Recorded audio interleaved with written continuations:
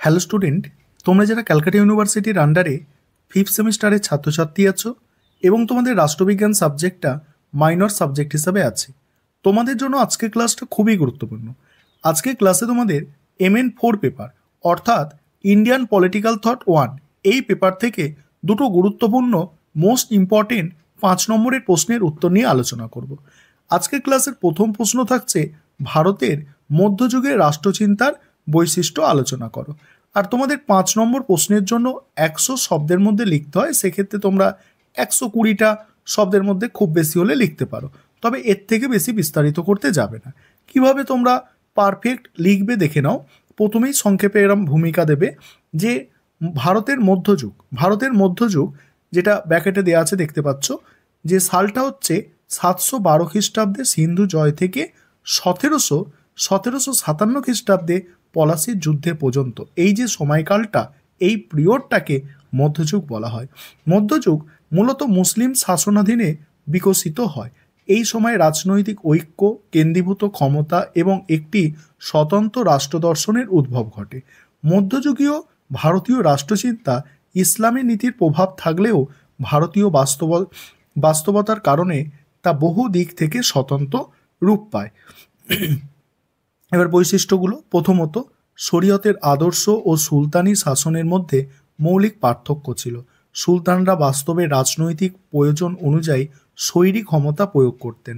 2 নম্বর হচ্ছে কোরআনে শাসকদের দেখো দৈবাধিকারের কথা না থাকলেও ভারতীয় সুলতানরা নিজেদের আল্লাহর ছায়া বলে দাবি করতেন, যা রাজতন্ত্রকে ধর্মীয় বৈধতা দিত।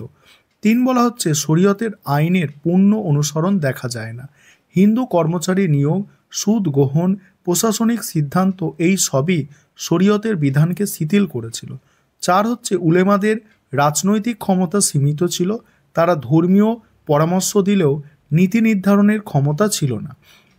তারপরে দেখো 5 হচ্ছে সুলতানি রাষ্ট্র ছিল সামরিক প্রকৃতির, তরবারির জোরেই ক্ষমতা অর্জন ও রক্ষা করা হতো।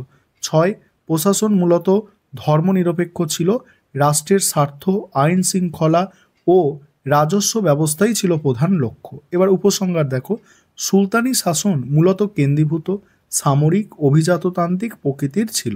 শাসকগণ ধর্ম নয় বরং রাষ্ট্র রক্ষা ও ক্ষমতা সংহত করাকেই প্রধান উদ্দেশ্য হিসাবে গ্রহণ করেছিল। ফলে রাষ্ট্রচিন্তায় শরীয়তি, রাজতন্ত্র ও বাস্তব রাজনৈতিক প্রয়োজনের একটি মিলিত রূপ গড়ে ওঠে।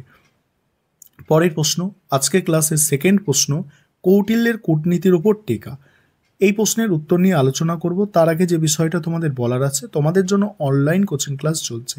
তোমরা যদি কেউ পেড ব্যাচে অ্যাডমিশন নিতে ইচ্ছুক থাকো, তাহলে স্ক্রিনে যে নম্বরটা দেখতে পাচ্ছ এই নম্বরে যোগাযোগ করে তোমরা পেড ব্যাচে অ্যাডমিশন নিতে পারো বা আমাদের থেকে স্টাডি মেটেরিয়াল পারচেস করতে পারো। প্রথমেই ভূমিকা দিয়ে শুরু করবে অ্যান্সারটা। প্রাচীন ভারতের অন্যতম শ্রেষ্ঠ রাষ্ট্রচিন্তক কৌটিল্য তার অর্থশাস্ত্র গ্রন্থে রাজনীতি, প্রশাসন, কূটনীতি, যুদ্ধনীতির সুস্পষ্ট নিদর্শন প্রদান করেছেন। তার মতে রাষ্ট্রের সুরক্ষা, বিস্তার ও স্থায়িত্বের জন্য কূটনীতি অপরিহার্য। এই কূটনীতি পরিচালনার প্রধান ভিত্তি হল চতুর্বিধ উপায়, সাম, দান, ভেদ, দণ্ড, যা মিলেই গঠিত হয় তার বিখ্যাত দণ্ডনীতি।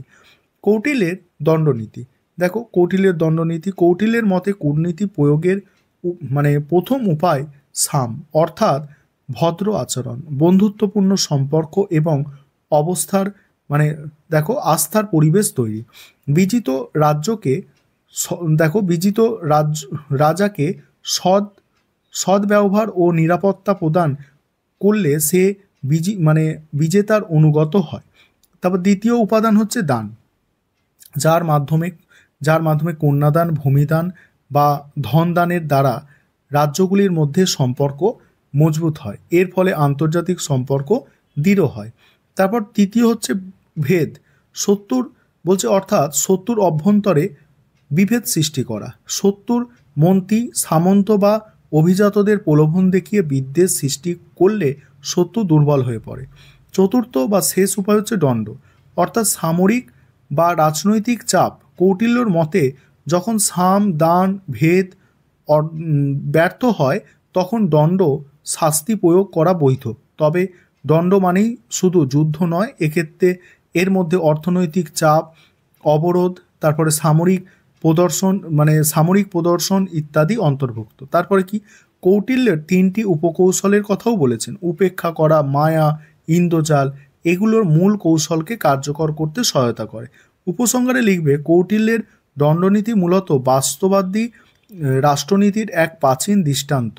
সাম, দান, ভেদ, দণ্ড, এই 4 পদ্ধতি অনুসরণ করে রাজা শত্রুকে মোকাবিলা করতে এবং আন্তর্জাতিক ক্ষেত্রে নিজের অবস্থান শক্তিশালী করতে সক্ষম হয়।